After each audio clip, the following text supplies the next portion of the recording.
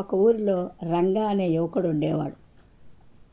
అతడు బాధ్యతలు లేకుండా దుందుడు స్వభావం కలవాడు. రంగా భవిష్యత్తును గురించి అతని తల్లిదండ్రులు బాధపడసాగారు. అదే ఊరిలో ఉండే ఒక వర్తకుడు రైతుల దగ్గర కొబ్బరికాయలు కొని పట్టణంలో అమ్మేవాడు.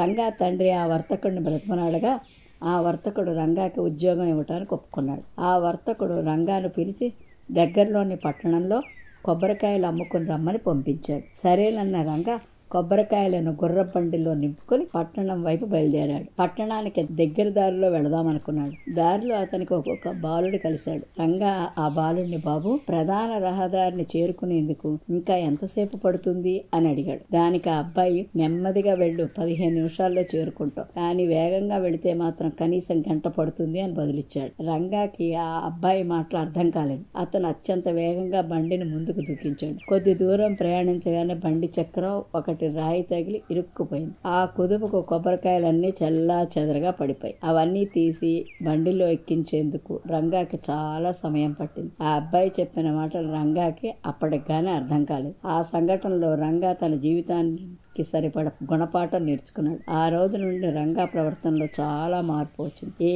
పని చేసినా జాగ్రత్తగా ఆలోచించి చేయసాగాడు. ఒక గ్రామంలో రాము, రవి అనే యువకులు ఉండేవారు. రాము ఉదయాన్నే లేచి కాలకృత్యాలు తీర్చుకుని పొలం వెళ్ళేవాడు. రవి మాత్రము ఆలస్యంగా నిద్రలేచి కాలకృత్యములు తీర్చుకుని పొలం వెళ్ళేవాడు. రాము ఎంత చెప్పినా రవి ఉదయం నిద్రలేచేవాడు కాడు. వీళ్ళకి తల్లిదండ్రులు లేకపోవడం వలన మేనమామ ఇంట్లో ఉంటున్నారు. మేనమామ భార్య రమ చాలా తెలివైంది. ఒకరోజు భర్తతో రవి గురించి చెప్పింది. రవి నిద్రమత్తు వదిలించాలనుంది, మీ సహాయం కావాలి అని అంది. సరేనన్నాడు మేనమామ. నేను ఉదయమే లేచి ఊరు వెళుతున్నాను, సాయంత్రానికి తిరిగి వస్తాను, ఇల్లు జాగ్రత్తగా చూడమని రమ అందరికీ చెప్పి వెళ్ళింది. రాము, మేనమామ ఉదయమే పనికి వెళ్ళారు. వాళ్లతో పాటు మేనమామ భార్య కూడా వెళ్ళింది. రవి తన అలవాటు ప్రకారం ఆలస్యంగా లేచి పొలం వెళ్ళాడు. పొలం నుంచి రాగానే ఇంట్లో దొంగలు పడ్డారా, లేక నీవే దొంగవా అంటూ రవిని గద్దించింది. అందరం వెళ్ళిపోయాము, నీవే ఉన్నావుగా అని నిలదీయటంతో మేనమామ, రవి అలాంటి వాడు కాదు, రవి దొంగ అన్నావంటే బాగుండదు అని చెప్పాడు. రవి ఆ రాత్రి సరిగా నిద్రపోలేదు. కానీ అందరికంటే ముందు లేచి కాలకృత్యాలు తీర్చుకుని పొలం వెళ్ళటానికి సిద్ధమయ్యాడు. దాంతో రమ తన ఎత్తు పారినిందని ఆనందించింది. తర్వాత కొన్ని రోజుల తర్వాత రవితో, నిన్న ఉదయం లేవటానికి నిన్ను అనరాని మాట్లాడినాను, నీ నిద్రమత్తు వదిలించడం కోసమే అలా చేశాను బాబు అని అంది. రాము, రవి మేనమామల కృషి వల్ల పంటలు బాగా పండాయి. కొంతకాలం గడిచేసరికి వారిద్దరికి మంచి సంబంధాలు వచ్చాయి. మంచి సంబంధాలు చూసి వాళ్ళిద్దరికి పెళ్లి చేసి తన వద్దే ఉంచుకున్నాడు మేనమామ. అందరూ సుఖ సంతోషాలతో హాయిగా కలిసి మెలిసి ఏటా పొలం చూసుకుంటూ ఊరిలో మోతువరిగా కీర్తి ప్రతిష్టలు సంపాదించారు. ఒక బాలుడు ఇంటి వసారాలో కూర్చుని శ్రద్ధగా లెక్కలు చేసుకుంటున్నాడు. అవి వాళ్ళ ఉపాధ్యాయుడి ఇంటి వద్ద చేసుకుని రమ్మని ఇచ్చిన లెక్కలు. ఆ బాలుడు ఒక్కటి తప్ప మిగిలినవన్నీ లెక్కలు చేశాడు. ఆ ఒక్క లెక్క ఎట్లా చేయాలో అతనికి తోచలేదు. అతడు లెక్కల పుస్తకం తీసుకుని ఒక స్నేహితుడి ఇంటికి వెళ్ళాడు. అక్కడ ఆ స్నేహితుడు అన్నగారు ఉన్నారు. ఆయన ఆ లెక్కను ఎట్లా చేయాలో ఆ బాలుడికి చెప్పాడు. అతడు ఇంటికి వచ్చి ఆ లెక్క కూడా చేశాడు. మర్నాడు తరగతిలో ఉపాధ్యాయుడు పిల్లలు ఇంటి వద్ద చేసుకువచ్చిన లెక్కలు చూడటం మొదలుపెట్టాడు. అందరి పుస్తకాలలో చూడటం పూర్తయింది. అన్ని లెక్కలు సరిగా చేసినవాడు ఈ బాలుడు ఒక్కడే. ఆయనకు చాలా సంతోషం కలిగింది. ఆ బాలుడికి ఒక బహుమతిని ఇస్తాను అన్నాడు. ఆ బాలుడిని తన దగ్గరకు రమ్మని పిలిచాడు. ఆయన తన బల్ల సొరుగులో బహుమతిగా ఇవ్వదగిన వస్తువును వెతుకుతున్నాడు. ఆ బాలుడు లేచి నిల్చున్నాడు గాని ఉపాధ్యాయుని వద్దకు వెళ్ళలేదు. ఉపాధ్యాయుడు తల ఎత్తి చూశాడు. ఆ బాలుడు ఏడుస్తున్నాడు. ఆయనకు ఆశ్చర్యం కలిగింది. ఆయన ఆ బాలుని వద్దకు వచ్చి, నాయనా, ఎందుకు ఏడుస్తున్నావు అని అడిగాడు. ఆ బాలుడు, అయ్యా, లెక్కలన్నీ సరిగా చేశానని కదా మీరు నాకు బహుమతి ఇస్తున్నారు. ఈ లెక్కలన్నీ నేను చేయలేదు. వీటిలో ఒక లెక్క నా స్నేహితుడు అన్నగారి చేత చెప్పించుకుని చేశాను. కనుక ఈ బహుమతిని తీసుకొనడానికి నేను తగను అన్నాడు. అయితే ఏడవటం ఎందుకు అని అడిగాడు ఉపాధ్యాయుడు. లెక్కలన్నీ విద్యార్థులు స్వయంగా చెయ్యాలని కదా మీ ఉద్దేశం, కానీ నేను ఒక లెక్కను ఇతరుల చేత చెప్పించుకుని చేసి మిమ్మల్ని మోసగించాను, అందుకు నన్ను శిక్షించండి అని బాలుడు ఇంకా ఏడవటం మొదలుపెట్టాడు. ఉపాధ్యాయుడు ఆ బాలుడు తల నిమురుతూ, నాయనా, నిన్ను శిక్షించడం కాదు, అభినందించాలి. నీకు బహుమతి తీసుకోవడానికి అర్హత ఇంకా పెరిగింది. అయితే ఈ బహుమతి లెక్కలు చేసినందుకు కాదు, అంతకంటే గొప్ప పనికి, నీ నిజాయితీకి అని ఆ బాలుడికి బహుమతి ఇచ్చారు ఉపాధ్యాయుడు. రాజు తెలివైన కుర్రాడు. ఒకరోజు సెలయేటి దగ్గర నడుస్తూ వెళ్తున్నాడు. హఠాత్ అతనికి ఒక గొంతు వినిపించింది. అది పక్కనే ఉన్న చెట్టు కింద నుంచి వస్తోందని గమనించాడు. అక్కడికి వెళ్ళి చూస్తే ఒక సీసా కనిపించింది. ఆ సీసాలో ఒక చిన్న మనిషి లాంటి జీవి ఉంది. ఆ జీవి మూత తీసి తనను విడిపించమని రాజును అర్థించింది. చిన్న రూపంలో ఉన్న జీవిపై ఏమాత్రం అనుమానం రాని రాజు సీసా మూత తీశాడు. వెంటనే అందులో నుంచి దట్టమైన పొగ మధ్య నుంచి ఒక భయంకరమైన భూతం బయటకు వచ్చింది. దానిని చూసి రాజు భయంతో, ఎవరు నువ్వు అని అడిగాడు. నేను భూతాన్ని, ఒక మంత్రగాడు నన్ను ఈ సీసాలో బంధించాడు. నేనిప్పుడు స్వేచ్ఛగా ఉన్నాను, నిన్ను తినేస్తాను అంటూ పెద్దగా అరిచింది. తెలివైన రాజు, నేను నిన్ను నమ్మను, ఇంత పెద్దగా ఉన్నావు, నువ్వు ఈ చిన్న సీసాలో ఎలా ప్రవేశించావు అని అడిగాడు. దానికి ఆ భూతం, ఎందుకు ప్రవేశించలను, కావాలంటే చూపిస్తాను అంటూ సీసాలోకి ప్రవేశించింది. ఏ మాత్రం ఆలస్యం చేయకుండా రాజు వెంటనే ఆ సీసా విరడా బిగించేశాడు. అది చూసిన భూతం, దయచేసి నన్ను విముక్తుణ్ణి చేయి, నేను నీకే మాత్రం హాని చేయను అని బతిమలాడసాగాడు. నేను నిన్ను ఎలా నమ్ముతాను, నిన్ను బయటకు వదిలితే వెంటనే నన్నే తినాలని అనుకున్నావు అన్నాడు రాజు. భూతం, నీకు నేను అపకారం చేయను, అంతేకాకుండా నీకు ఒక అద్భుతమైన మంత్రదండం కూడా ఇస్తాను. దానిని ముట్టుకున్న వెంటనే రోగాలు మాయమైపోతాయి, హాయిగా ఆరోగ్యంగా ఉంటారు. అలాగే ముందుగా నువ్వు ఏ వస్తువును తాకితే అది బంగారంగా మారుతుంది అని చెప్పింది. దాని మాటలు నమ్మిన రాజు భూతాన్ని సీసాలో నుంచి విడిపించాడు. భూతం ఇచ్చిన అద్భుతమైన మంత్రదండం సాయంతో అది చెప్పిన సంగతి కూడా గుర్తుంచుకుని మరి దేనిని ముట్టుకోకుండా నేరుగా వెళ్ళి పెద్ద చెట్టును ముట్టుకున్నాడు. అది బంగారంగా మారింది. అంతకాలంలోనే సంపన్నుడయ్యాడు రాజు. ఒక ఊరిలో నీళ్లు మోసే పనివాడొకడు ఉండేవాడు. అతను 2 కుండలను ఒక కట్టెకు కట్టి కొంత దూరంలో ఉన్న చెరువు నుంచి తన యజమాని ఇంటికి నీళ్లు మోసుకొచ్చేవాడు.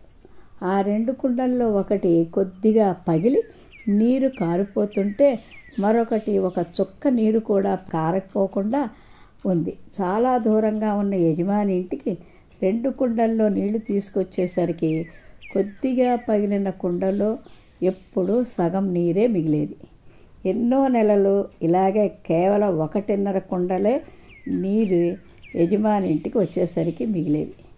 నిండా నీరు మోస్తున్నానని ఆ 2లో మంచి కుండ ఆ గర్వంతో పొంగిపోయేది. కానీ పగుళ్లకుండా తన పని తాను సక్రమంగా చేయలేకపోతున్నందుకు సిగ్గుతో చచ్చిపోయేది. అవమానకరంగా భావించింది. ఎన్నో నెలల తర్వాత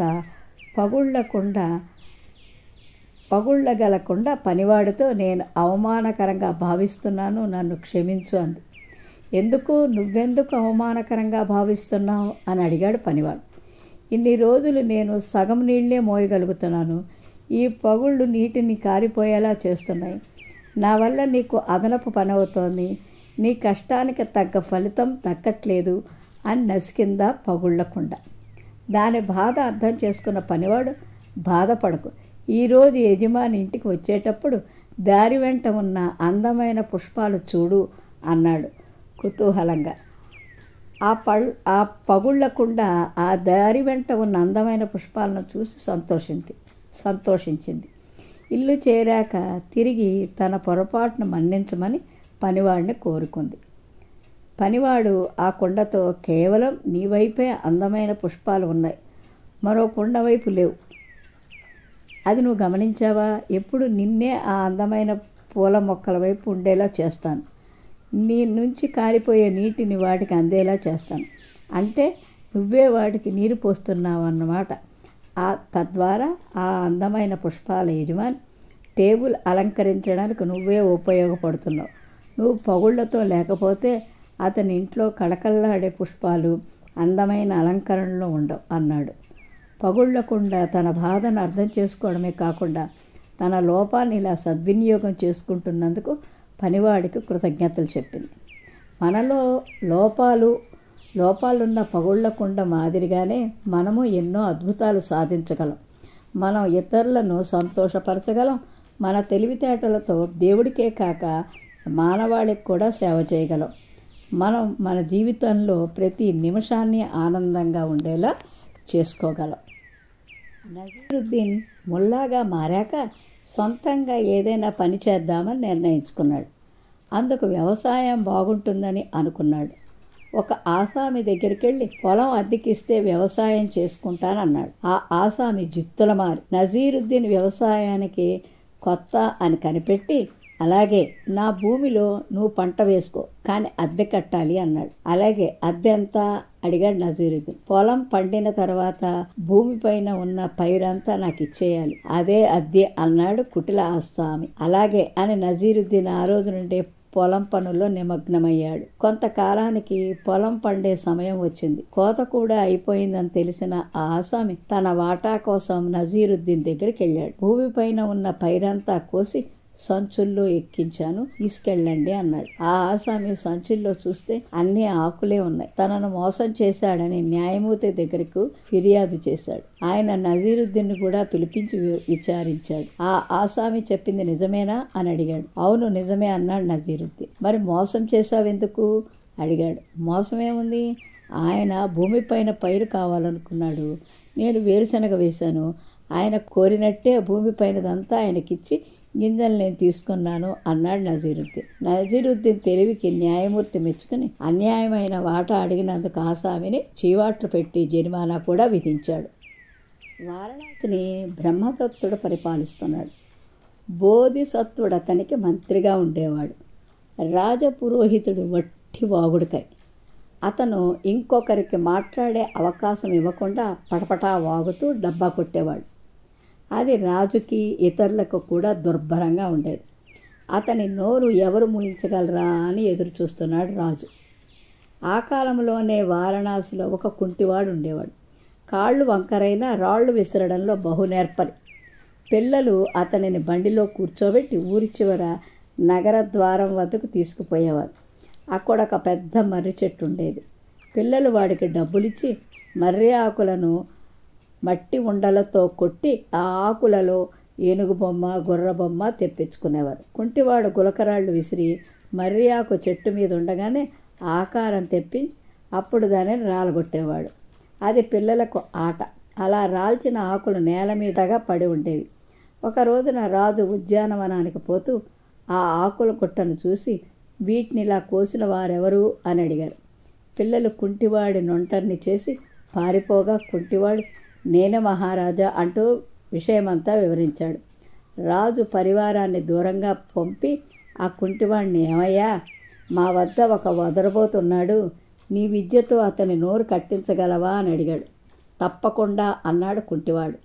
రాజు అతనిని తన భవనంలోకి తీసుకుని పోయి గది మధ్యగా తెర అడ్డం కట్టించి తెరకు ఒక చిన్న రంధ్రం చేయించి చిల్లుకెదురుగా పురోహితుడు ఆసనం వేయించి ఆయన వచ్చి కూర్చోగానే మాటలు మొదలుపెట్టాడు. అలవాటు ప్రకారం పురోహితుడు తెరిచిన నోరు మూయకుండా మాట్లాడడం మొదలుపెట్టాడు.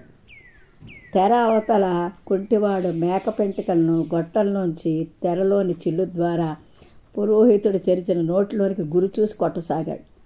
తన గొట్టంతో పురోహితుడు మాట్లాడడంలో మునిగిపోయిన వాటిని మింగేయసాగాడు. అలా చాలా మేక పెంటికలను తెరలోని కన్నల ద్వారా తన గొట్టంతో అతని నోటిలోనికి గురి చూసి పంపాడు కుంటివాడు. పురోహితుడు కడుపులోకి పోయిన మేక పెంటికలు ఉబ్బిపోయి అతనికి తీవ్రమైన కడుపు నొప్పి వచ్చింది.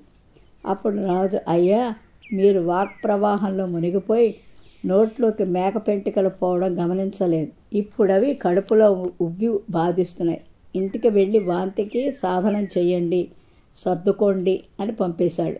అప్పటి నుంచి పురోహితుడు నోరు తెరిస్తే ఒట్టు. రాజుకి ఇతరులకి సుఖంగా ఉంది. రాజు కుంటివాడికి సంవత్సరానికి 1,00,000 రూపాయల ఆదాయం ఇచ్చాడు. ఎదుటివారి పరిస్థితిని, ఇబ్బందిని కూడా అర్థం చేసుకుంటూ ఉండాలి. రామయ్య కోమటి దగ్గర గుమాస్తాగా ఉండేవాడు. అతనికి కొత్తగా పెళ్ళయింది.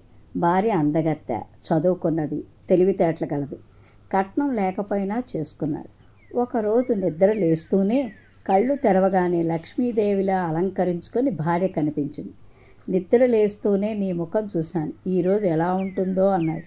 ఆమె చిరునవ్వు, నా ముఖం చూసిన వారికి మంచే జరుగుతుంది అన్నది. తన భార్య మాట ఎంతవరకు నిజమవుతుందో అని ఆలోచిస్తూ తన కాలకృత్యములు తీర్చుకుని షాపుకు వెళ్ళాడు. రామయ్యకు ముందు వెనక ఎవరూ లేరు. తల్లి తండ్రి చనిపోతే దిక్కులేని వాణ్ణి ఒక అవ్వ చేరదీసింది. తన మనవళ్ళ ఉన్నావని చెప్పి పెంచి పెద్ద చేసింది. ఆ అవ్వని వదిలి పట్నం వచ్చేశాడు. అవ్వని చూడాలనిపించినా తను వస్తానంటుందేమోనని వెళ్ళడం మానేశాడు. ఆ ఆలోచనతో పరధ్యానంగానే షాపు దాటి ముందుకు వెళ్ళి తర్వాత వెనక్కి వెళ్ళాడు. షాపులోకి వెళ్ళిన తర్వాత షావుకారు కోపంగా ఉన్నాడు. ఆలస్యంగా వచ్చినందుకు చుర్రు బుర్రులాడాడు. బేరాలు కూడా సరిగా లేవు. షాపు కట్టేసి ఇంటికి వస్తుండగా కొందరు అవ్వ ఊరి వారు గుర్తుపట్టి పిలిచారు. రామయ్య, అవ్వ నీ మీద బెంగతో మంచం పట్టింది, నిన్నే తలుస్తుంది. అవ్వకి ఇంట్లో బంగారమంతా లంక బిందెలు దొరికాయి, మంచి ఇల్లు కట్టుకొని పొలము గట్రా కొనింది. నిన్ను కలవరిస్తూ మన ఊరి వాళ్లను తలా దిక్కులకు పంపించిందిరా అన్నారు. ఇంటికి వెళ్ళి భార్యను వెంట పెట్టుకుని గ్రామం వెళ్ళాడు. అవ్వ మంచం మీద నుండి లేచి మనవణ్ణి ఆప్యాయంగా నిమిరింది. అతని భార్యను చూసి మురిసిపోతూ, అమ్మాయి, మీరిద్దరూ ఇక్కడే ఉండండి, నన్ను ఒంటరిదాన్ని చేసి వెళ్ళకండి అని చెప్పింది. రామయ్య అవ్వ దగ్గరే ఉండి వ్యవసాయం చేసుకోసాగాడు. కొంతకాలానికి రామయ్య భార్య ప్రసవించి మగపిల్లవాడిని కని గారాభంగా పెంచసాగింది. రామయ్య సంసారం సుఖ సంతోషాలతో ఆనందంగా గడిచింది. ఓ చెట్టు మొదట్లో చీమలు పుట్టలు కట్టుకున్నాయి. ఆ తర్వాత ఆ చెట్టు కొమ్మల పైన గూడు కట్టుకున్న పక్షి వద్దకు వెళ్ళి, మిత్రమా, పుట్ట కట్టుకున్న అలసట్లో ఉన్నాము, ఇప్పుడు ఆహారానికి వెళ్ళలేము, నువ్వు తెచ్చుకున్న దాంట్లో కాస్త ఇస్తావా అని అడిగాయి. ఓ చిన్న మొక్క వందలాది చీమల కడుపు నింపగలదు అని. ఆ మాటలకు పక్షి, నలుసంత లేదు, మీకు సహాయం చేస్తే నాకేమిటి లాభం, పొండి పొండి అంటూ ఎగిరిపోయింది. చీమలు నిరాశగా వెళ్ళి తమ నాయకుడితో విషయం చెప్పాయి. దయాగుణం లేని వారి పొరుగున ఉండొద్దు, శ్రమైనా సరే మరో చెట్టు కింద పుట్ట కట్టుకుందాం పదండి అంది. ఆ రాత్రే ఒక పాము వచ్చి ఆ చీమల పుట్టలో చేరింది. పక్షి లేనప్పుడు గూటిలోని గుడ్లను తినేసింది. పక్షి తిరిగి వచ్చేసరికి గుడ్లు కనిపించకపోవడంతో విషయం గ్రహించి లబోదివోమంది.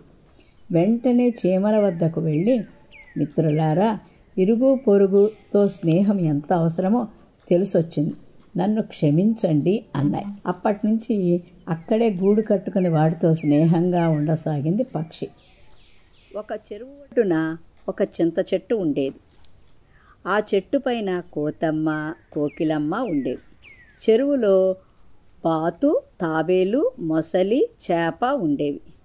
ఉదయాన్నే కోకిలమ్మ కమ్మగా పాటలు పాడేది. కోతమ్మ అడవిలో జీవులకు వైద్యం చేసేది.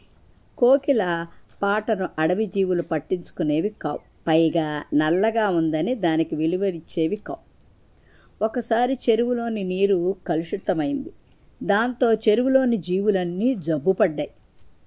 కోతమ్మ ఆకుపసర మందును బాతు, తాబేలు, మొసలి, చేపలకు తినిపించింది.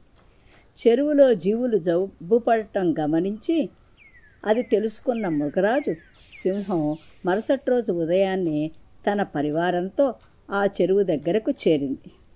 దగ్గరుండి చెరువును శుభ్రం చేయించింది. చింత చెట్టు మీద కోకిలమ్మ పాటకు సింహం ముచ్చటపడింది. పసరుమందు నూరుతున్న కోతమ్మను చూసి జలచరాలు ఆరోగ్యం వాకప్ చేసింది. మృగరాజు, నేను బాతు, తాబేలు, మొసలి, చేపలకు ఒకే మంది ఇచ్చినా ఒక్క బాతు ఆరోగ్యం మాత్రమే కుదరపడింది, మిగతా జీవులు ఇంకా అనారోగ్యంతోనే ఉన్నాయి అంది కోతమ్మ విచారంగా. పాటలు వినడం వల్ల మనసుకు ప్రశాంతత లభిస్తుంది, ఒత్తిడి తగ్గుతుంది, హృదయ స్పందన మెరుగుపడుతుంది, మనసు ఉల్లాసంగా ఉత్సాహంగా ఉండి వ్యాధుల నుండి త్వరగా కోలుకునేలా చేస్తుంది. నేను ఉదయం చెరువు దగ్గరకు వచ్చినప్పుడు కోకిలమ్మ పాటలను వింటూ పరవశించి తల ఆడిస్తున్న బాతును చూశాను అంది సింహం. అవును రాజా, బాతు ప్రతిరోజు ఉదయాన్నే కోకిలమ్మ పాటలు వినటానికి ఒడ్డుకు వస్తుంది అంది కోతమ్మ. నల్లగా ఉన్న కమ్మని పాటల వైద్యం చేస్తున్న కోకిలమ్మ గొప్పతనం గుర్తించింది కోతమ్మ. పసరమందు వాడుతూ కోకిలమ్మ పాటలు విని తాబేలు, మొసలి, చేప కూడా తిరిగి ఆరోగ్యాన్ని పొందాయి.